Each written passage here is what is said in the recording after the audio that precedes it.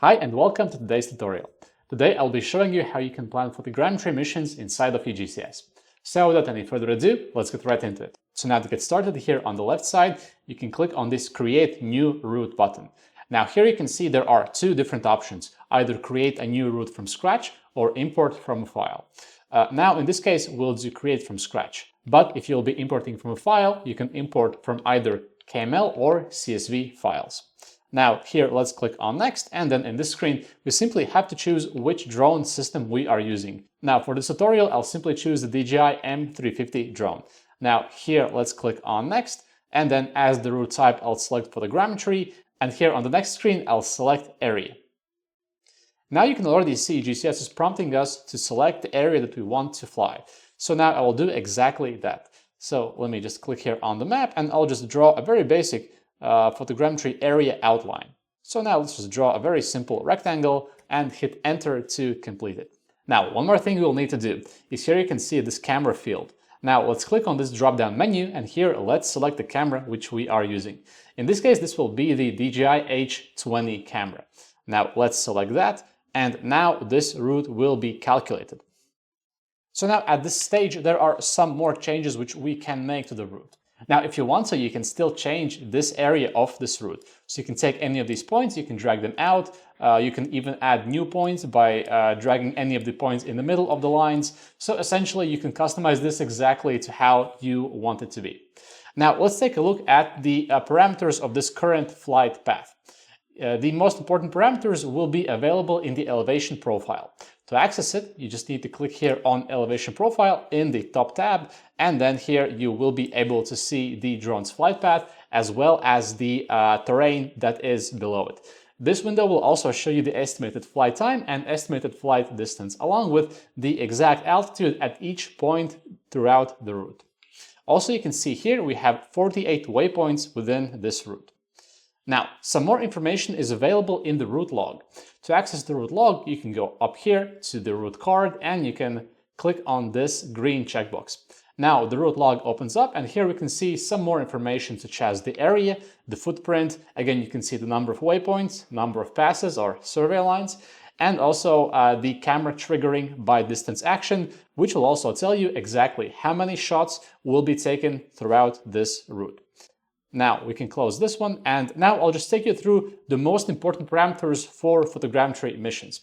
So starting off from the camera, this I showed previously, but essentially for any photogrammetry route, one of the most important things is which camera you are using.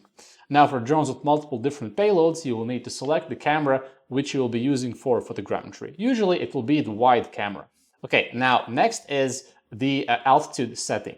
So UgCS offers two different options. You can either set the altitude using the GSD parameter or set it explicitly using the flight height parameter. So right now you can see we are using the flight height parameter, which means that the altitude is set to 50 meters AGL.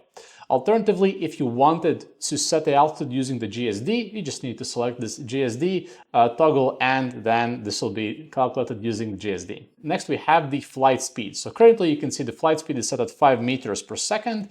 We can also bring it up to, for example, something like 8 meters per second. And now the next parameter here is the flight speed. So flight speed currently is set to 5 meters per second. But if you want to, you can also set this higher or slower depending on your exact needs. Right now, what I'll do, I'll set this to 8 meters per second. Now, next we have the overlaps. So for photogrammetry, usually you'd be using what's called the 80 and 70 overlaps, meaning that for the forward overlap, you would be using 80%, and for the side overlap, you would be using 70. And these parameters for now, I will leave as they are. Next, we have the turn type. So the turn type I will set to adaptive bank turn, because this will mean, specifically for DJI drones, that the drone will fly through the route without stopping. Now next we have this altitude mode, and the altitude mode, we have 4 options for this particular drone. We have AMSL, which means that the drone will fly at a constant altitude without following the terrain. Next is AGL. AGL means the drone will follow the terrain. So this is kind of the standard altitude mode when flying above the terrain. And the third option here is Smart AGL. Now, Smart AGL, it's available for UgCS Expert and Enterprise licenses, so this means that the drone will follow terrain even when flying up very, very steep surfaces. For example, if you have some rock cliffs, then also this will help the drone to follow the terrain. And then last but not least, we have the rangefinder altitude mode, and this is intended if your drone is equipped with a rangefinder, and this will allow you to also fly the drone on very, very low altitude missions. But in this case, I will set this altitude mode to AGL. And now next, let's take a look at the actions. So if you go here in the Actions tab, you can see we have actually only 2 actions here, which are added by default. Firstly, we have the Set Camera Attitude, which sets the camera tilt to 90 degrees downwards. And then next we have the Set Camera by Distance, which, as the name implies, will trigger the camera every certain number of meters, so will trigger by some fixed, automatically calculated distance. And now here in the Advanced Parameters section, we have a couple more parameters which are for more advanced users, and if you want to read more about these, you can visit our manuals site. Now, this type of photogrammetry mission is what you can do for your basic mapping needs. In case your needs are more advanced, for example, maybe you're doing some stockpile monitoring or similar applications to this where you need to measure quite accurately, now there are a few more things you can do to get more data out of your missions. So firstly, here in the Advanced tab, we have this option for double grid. And now, as the name implies, when you have this checked, then UgCS will calculate a double grid photogrammetry mission over this area. Moreover, if you go then here in the Actions tab, then here you can also change this camera tilt from 90 degrees to something else. For example, you can set this to 70 degrees. And now this will ensure that when you're flying over the area, you can capture data from 2 perpendicular directions, and this will allow you to create better models at the end as the outcome, and this will allow you to also measure whatever is there on the ground better. Now, at this point, assuming that you're happy with all the parameters of this mission and the shape of the mission, actually it's already ready and you can go and fly it. However, there are a few more things which you might want to do. For example, I recommend sometimes setting first waypoint and the last waypoint after the mission. And now I'll show you how you can do that. Why is this important? Is because it also adjusts the photogrammetry area to ensure that the drone starts from the closest point to the takeoff and that the drone will automatically return back. Now to add the first waypoint, you just need to go here in UgCS, select Add First Waypoint, and now you can zoom in from wherever you want to take off from, and you can just place the waypoint here.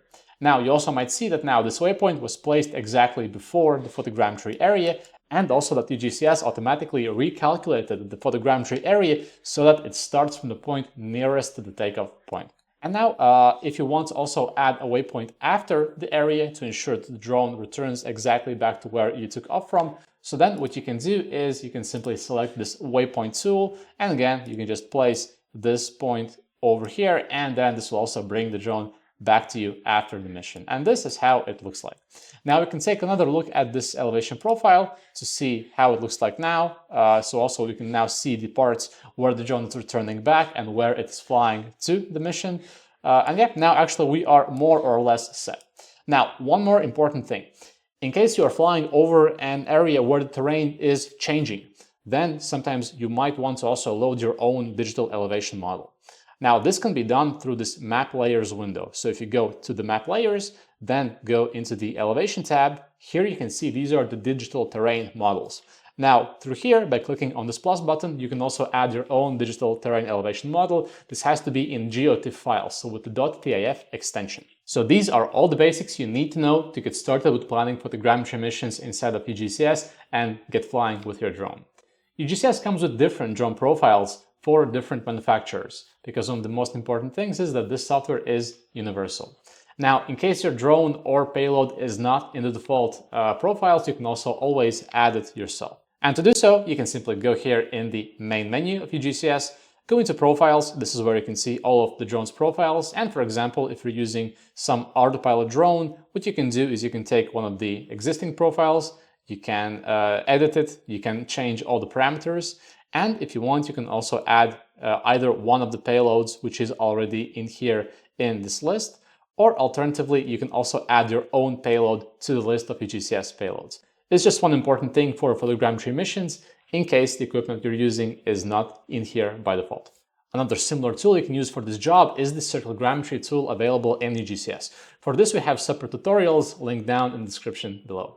So in today's tutorial, I took you through how to use the photogrammetry tool available in UgCS and how you can get started. Now, if you want to see more tutorials, make sure to check out the full playlist available on our channel. And as always, thank you for watching and see you in the next one.